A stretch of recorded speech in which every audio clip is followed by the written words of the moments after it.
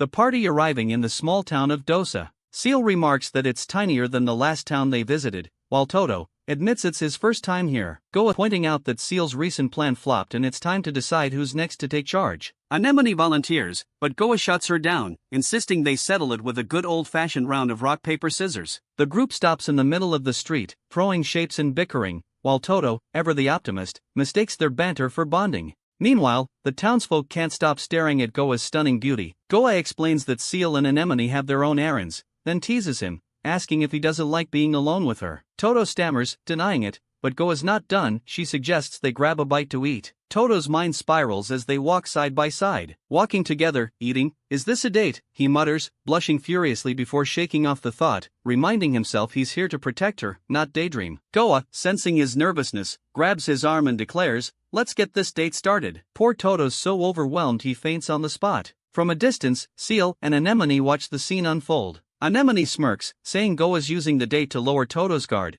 but Seal doubts it'll work and heads off to check out the town sweets. At a local bar, Goa's up to no good. She slips a potion into Toto's drink, handing it to him with a sweet smile. He takes a sip, and Goa, muttering to herself, reveals this isn't just a date, it's an info-gathering mission. She urges him to drink more, staring intensely as she asks how it tastes. Toto, pressured by her gaze, thinks to himself, "The liquor you chose is delicious, and when a beauty like you picks it out, it's a lovely experience." But he's too shy to say it out loud, leaving Goa confused about whether her potion's working. She asks if he's okay, but Toto just gives her a blank, dazed look. Undeterred, she offers him snacks, grilled harpy laced with a drug meant to disorient and cause anxiety. Toto eats it, still sporting that vacant stare. Finally, she hands him a sandwich spiked with an anesthetic strong enough to knock him out for a week. He chomps it down, declares it delicious with a creepy grin, and nothing happens. Outside, Goa sighs in frustration, muttering that Toto's immune to status effects. Her potions and skills are useless against him,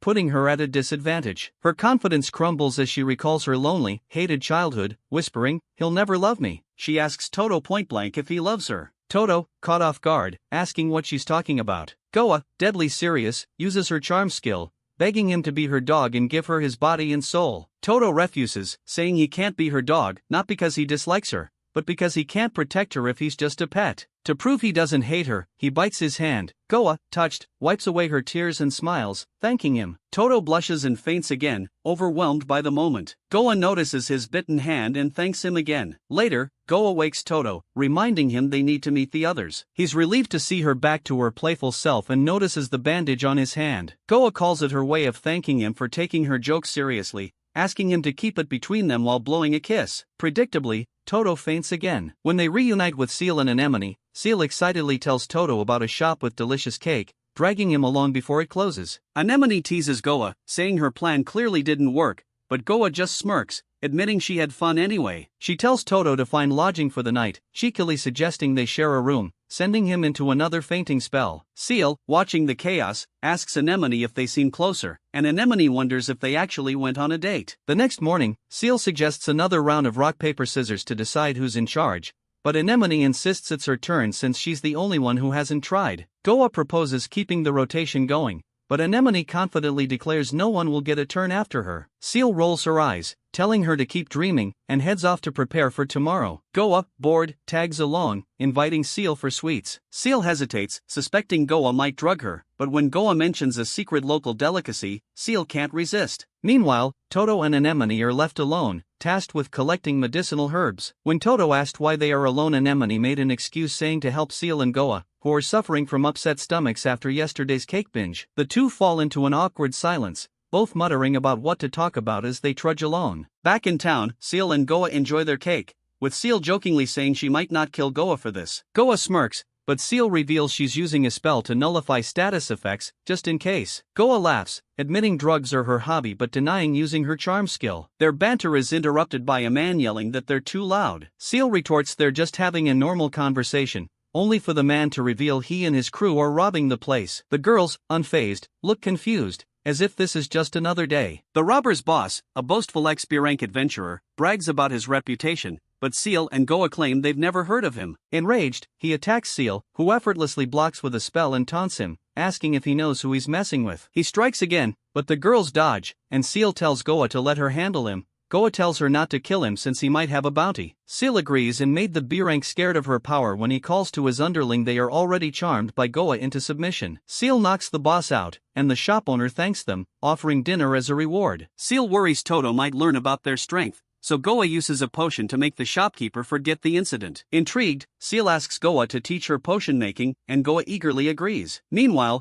Toto and Anemone's herb-gathering mission takes a weird turn. To break the awkward silence, Toto asks about Anemone's hobbies. She blurts out money and booze before panicking and backtracking, saying it'd be funny if that were true. Toto agrees, and Anemone quickly asks about his hobbies. He makes a goofy face and says, lifting weights, leaving Anemone wondering if that's all he does. Trying to keep the conversation alive, she asks about the scar on his face. Toto goes quiet, then opens up, revealing he got it from a monster attack that destroyed his home, family, and confidence. Anemone asks if he's after revenge, but he says he just wants to regain his confidence. As they gather herbs, Anemone gets playful, blowing in Toto's ear and making him faint. While he's out, she uses her skill to create a level bomb that grows stronger based on the target's strength and sticks it to him. The bomb starts expanding dangerously, even threatening Anemone. Meanwhile, Seal and Goa are practicing potion making in the forest when Seal messes up, causing a small explosion that leaves them singed. Back with Anemone, the bomb grows massive, and she realizes she can't escape. With no choice, she cuts it off from Toto and yells for him to throw it far away. Toto snaps awake, curls the bomb into the sky, and it explodes, sending a shockwave that could have killed her. Toto shields Anemone from the blast, emerging unscathed. Anemone is stunned that her bomb grew so powerful to even big enough to take chunk of the mountain, and Toto apologizes for the herbs being destroyed in the explosion. Anemone brushes it off, relieved to be alive, while Anemone tells Toto the bomb was a monster's doing. Toto, just happy she's unharmed, smiles, and Anemone mutters to herself to be more careful with her bombs. The group reunites, with Seal and Goa looking charred from their potion mishap. Anemone, shocked, asks what happened. Toto rushed and asked if they are okay. They reassured him, saying it was just a chemical accident. Seal swears off potion making forever. The party sets out on a quest to suppress monsters. Toto takes the front lines, attacking with his fist while Goa uses her potions creatively against the monsters. Anemone supports from the rear with her buffs, and Seal finishes them off with her powerful magic. After completing the mission, they return to the guild, where the receptionist informs them that they're now eligible for a promotion quest to D rank. Curious, they ask what kind of quest it is. The receptionist replies that they need to clear a dungeon to test their teamwork. At the dungeon entrance, the guard explains that their goal is to descend to the lowest level and return with proof. The girls confidently claim that with their teamwork, it'll be easy. Toto advises caution, but they just smirk. A flashback to the previous night, Goa states that getting promoted will increase their options to kill the hero. Anemone counters bluntly that she's not interested in any power of friendship or ranking up, but Seal convinces her that it's pointless to resist. Anemone mutters Stathis is her chance to kill the hero by dropping the whole dungeon on him. Goa says the dungeon is perfect for releasing a cloud of drugged gas. Seal calls it a fresh competition, while in the end, the trio agree to a temporary truce for the promotion quest, but each secretly vows to kill the hero themselves. Back in the dungeon, they reach a strange door with a carved face that speaks. The first test, the Chamber of Sacrifice. Offer your mana to activate and your strength to open it. Goa identifies it as a combined task for a mage and a hero.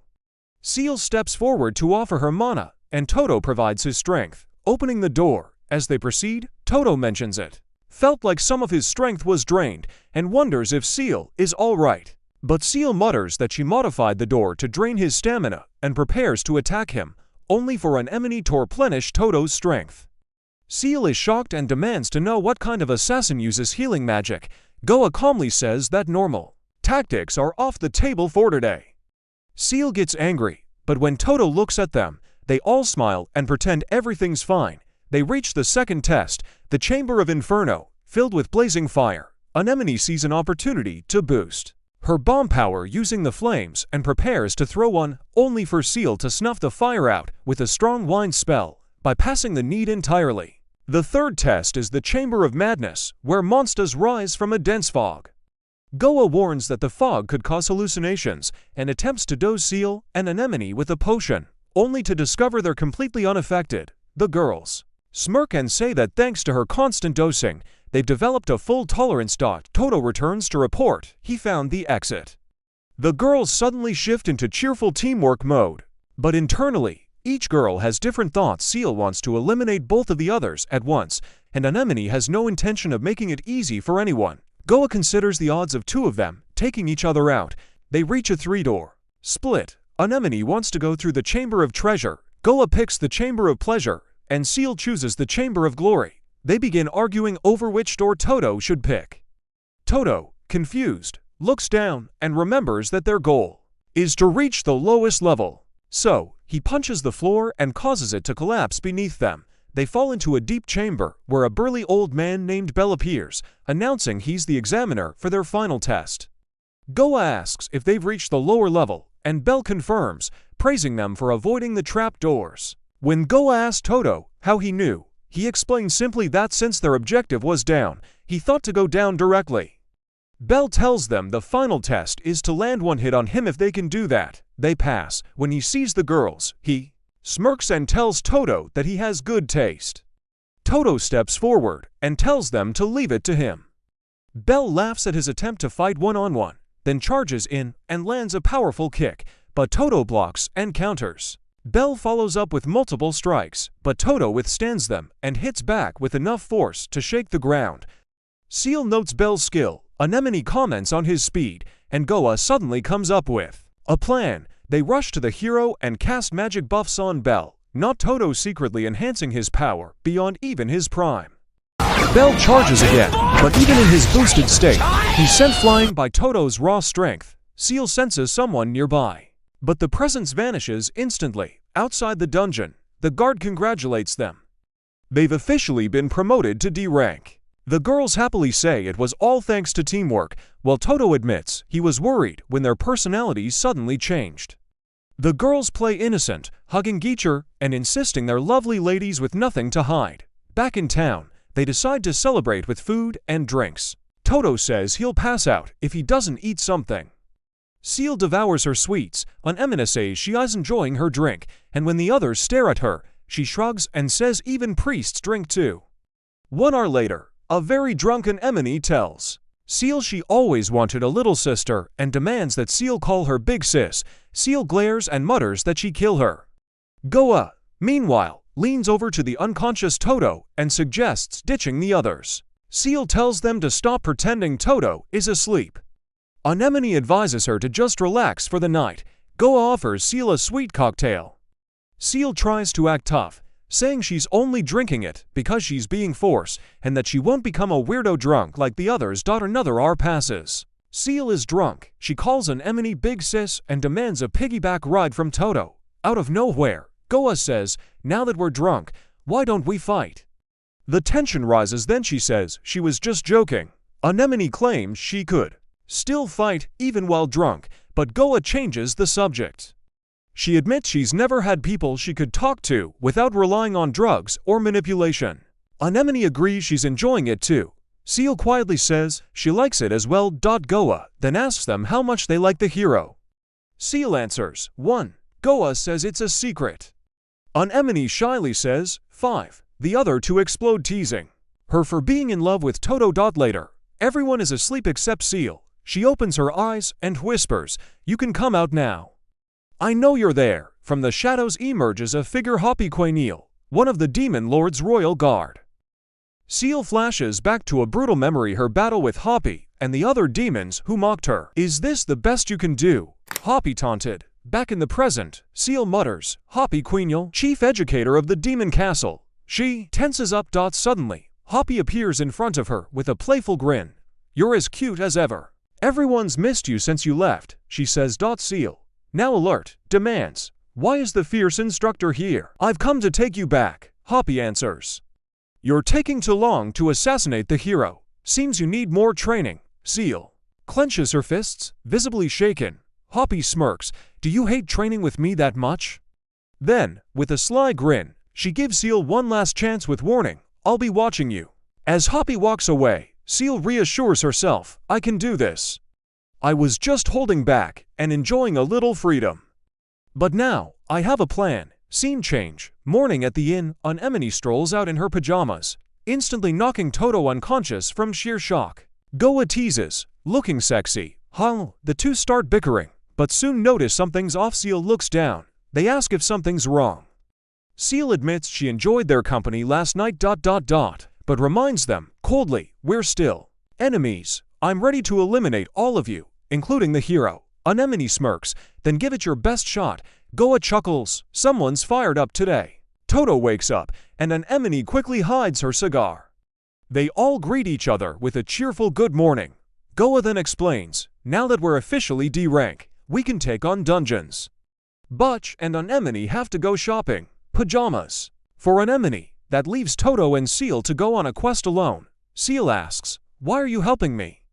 Goa replies, I'm just cheering for you because we're friends. Scene, dungeon, Forest Cave D+ rank their mission, exterminate the death rats. Inside the dungeon, a rat lunges at Seal, but Toto punches it mid-air, sending it flying. Seal is stunned, muttering the hero's strength is far beyond what I imagined. His defense is absolute. But magic traps seem to work the best. Suddenly, Toto triggers a trap. A spiked stone drops toward them, but Toto catches it with one hand, unfazed. They push forward and find a mysterious totem. Toto asks, is this like that time? Liketh promotion. Test to Seal nods. Exactly. That's why I brought you here. She examines it with magic and mutters, it decreases defense by 70%, then boosts it to 90%. If you touch it, the door will open. She explains. Excited to help, Toto touches the totem and immediately feels dizzy. How do you feel? Seal asks, a bit shaky. He replies, just as the door opens, but Seal senses something. Someone's watching. She looks around. It's Hoppy. She's been tailing them, feeling pressured and out of time. Seal makes a desperate move. She flashes her panties at Toto, making him faint instantly. With him unconscious, she summons her scythe and recalls the voices of demons calling her defective. Rage built inside her. She slashes down at Toto, shocked that her attack actually worked. This is my chance. I have to finish it. Buthanch hesitates. Memories of the party flash in her mind. Her second strike lands not on the hero, but on a death rat instead. She unsummons her weapon and starts to heal the hero. Seal mutters, why am I thinking of them now? Suddenly, Toto rises, ready to fight. Seal's surprised, thinking he knew she attacked him, but he punches away another rat. They're surrounded. I'll cover you. Seal shouts. Toto replies, it's okay, I'll protect you. Seal blushes. Scene, return to the inn. Back at the inn, Goa is shocked. You're wounded. What happened? Seal calmly says, I gave him first aid. Anemone teases, our mighty hero wounded for the first time. What happened? Seal shrugs. It was exhausting. Anemone smirks, getting soft from all the sweets you eat. Then with a grin, so, can he finish him off? But Seal shakes her head. It's still my turn. Inside, she wonders, why am I starting to feel comfortable with them? Night scene. Seal meets Hoppy. Hoppy confronts her.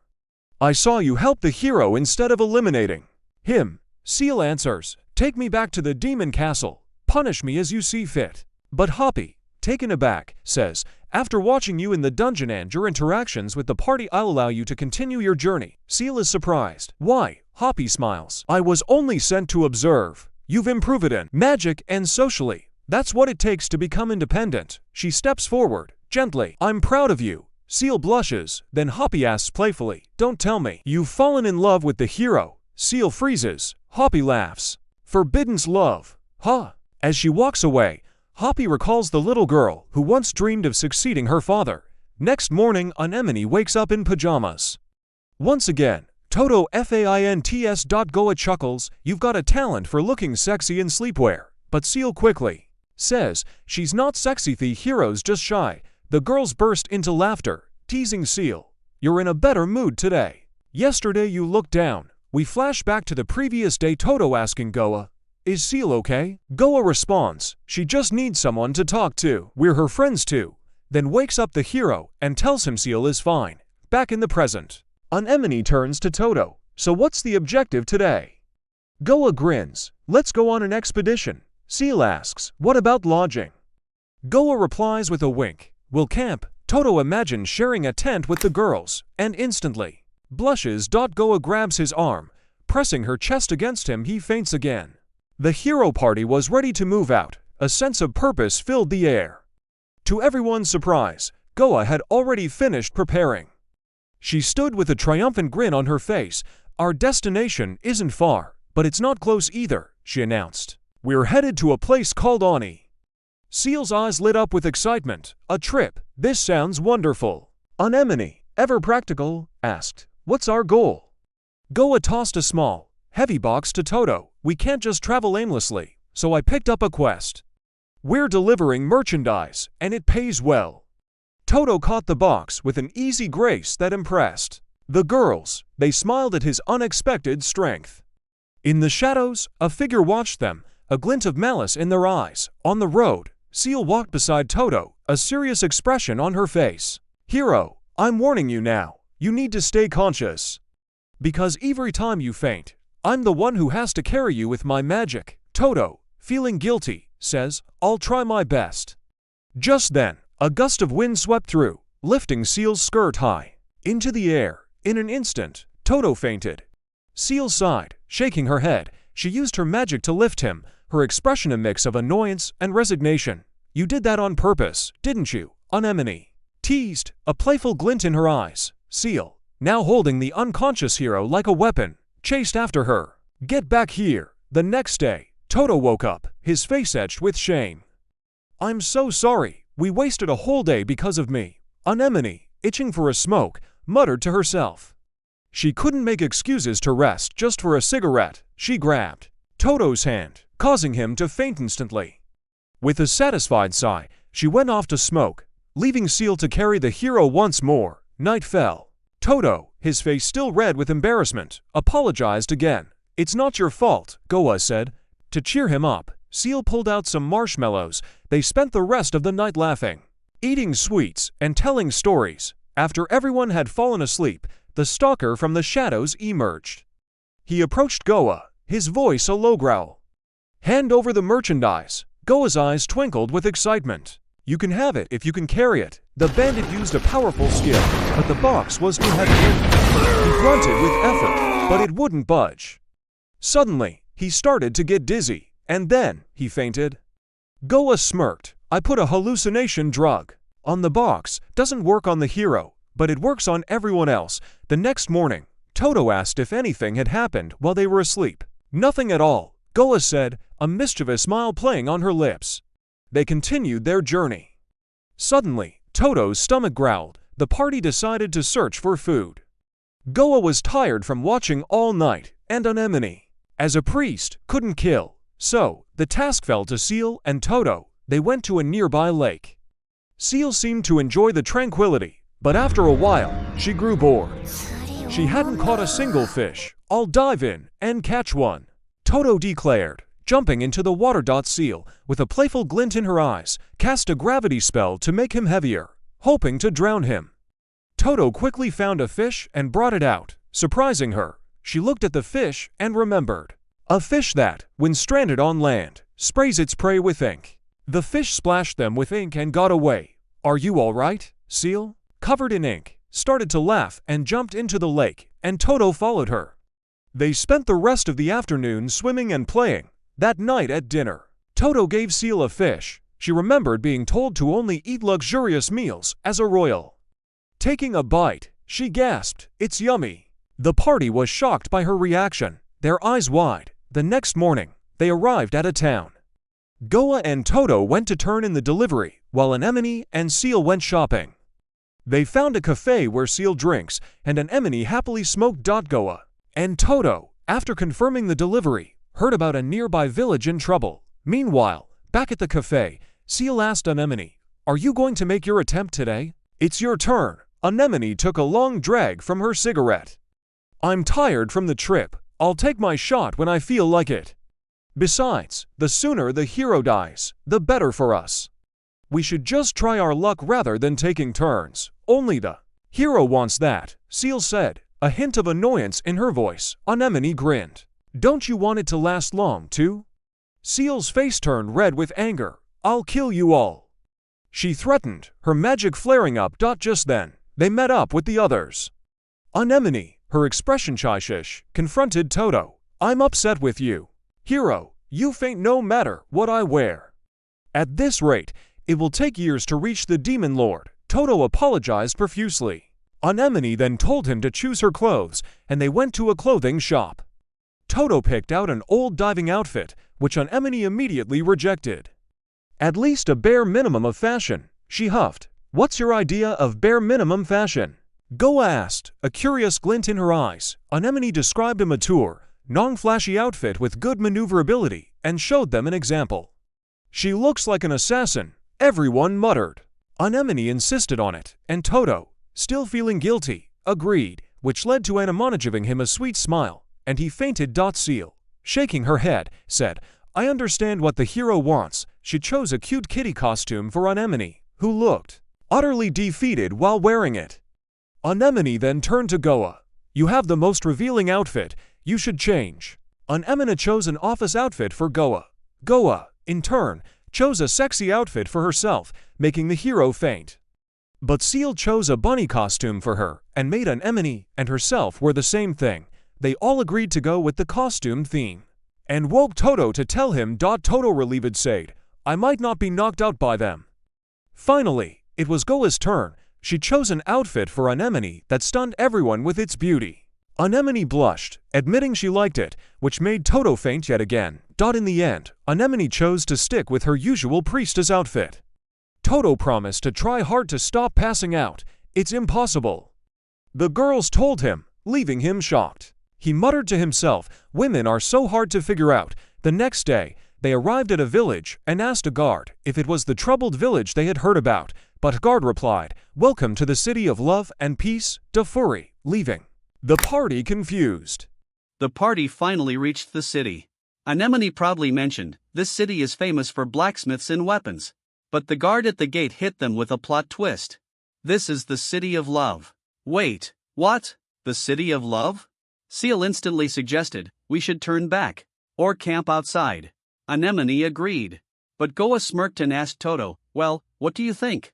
And of course, Toto, curious, said, I want to know what's happening here. And Goa and Toto ended up pretending to be couples just to sneak inside. But here's where the weirdness really started. Everyone in town looked too lovey-dovey, like couples everywhere. Public displays of affection turned into the law of the land. And then bam! Knights arrested an adventurer. His crime? Wanting to go to a dungeon. That's when one knight noticed them. You there, do you have love in your life? Goa acted fast, hugging him and saying, yes, he's mine. Meanwhile Toto's face said it all, he was dying inside. After escaping that mess, Goa suggested heading to the guild. But someone was watching them, a kid following close behind. Inside the guild? Same story. All couples. Even the receptionist was blushing like she was in a romance novel. Goa asked her why they stopped sending supplies to the neighboring town Ani. The receptionist's reply? Because we don't need to leave the city of love anymore. Goa felt creepy. That's when Goa whispered her theory, the whole city might be hypnotized. Toto asked the obvious question. But why? Her guess, a monster could be behind it. Before they could act, the stalker kid finally revealed himself. His name was Tim. And here came the truth bomb, everything changed a month ago, when a new minister took over. People were hypnotized, and those who resisted were thrown in prison, including Tim's parents. The kid begged, please, save my family. And Toto, feeling moved, patted his head. I promise I'll save them. They regrouped and shared what they learned. Anemone immediately agreed to help. Seal disagreed, saying they should report to the higher authorities, and tried to talk Anemone out, but Anemone told her, I have my own principles. That reminded Seal of Anemone's dream, that she wanted to fix the world. And then Goa suggested splitting up. Anemone challenged Seal to rock paper scissors. Loser goes with Toto. Of course, with her luck, Anemone lost. And just like that, she was forced to play the lovey-dovey wife, to enter the city. Seal laughed at her misery, but karma struck fast. Soon after, she too had to play the role of Goa's sweetheart. Her response? I swear, I'll burn this whole city down. Inside, Anemone sees for herself the situation. She reassured him, we won't get hypnotized if we don't stay too long. But here's the funny twist, it was thanks to Goa's daily drugging that she developed immunity. Toto, ever serious, said, if I get hypnotized, don't hold yourself back. Anemone smiled sweetly. Of course I will dispose of you. Toto's eyes widened. Wait, what? She laughed. Relax, just a joke. But the mood shifted again when townsfolk offered them food and drinks. Anemone warned him, it might hypnotize them, so they declined. But the townsfolk grew suspicious. To escape, Toto hugged Anemone tight and rushed her into an alley, but even then the townfolks found them, and they were forced to act like newlyweds all over again until they finally reached the castle. And surprisingly, the guards let them in. Meanwhile at Tim's house, Tim is worried about Toto, but Goa reassured him. Don't worry, Toto's strong. Seal used her magic sphere to spy on the city, but the moment she tried to look into the castle, her spell was cut off. The mana inside is too strong, she muttered. That place is dangerous. Inside the castle, Anemone is confused as there were no guards, but moments later Anemone falls under the influence of the hypnotic spell. Her eyes glazed over, her voice trembling. Toto, give me your love. He panicked. Snap out of it, Anemone, he said. But she lunged at him, shouting, I'll show you love. They fought, until night swarmed them. To avoid chaos, Toto surrendered and was thrown into the dungeon. There, he found others imprisoned, including Tim's parents. He assured them he will save them. One of the prisoners asked him how he is gonna do it. Toto showed them by breaking free from his shackles.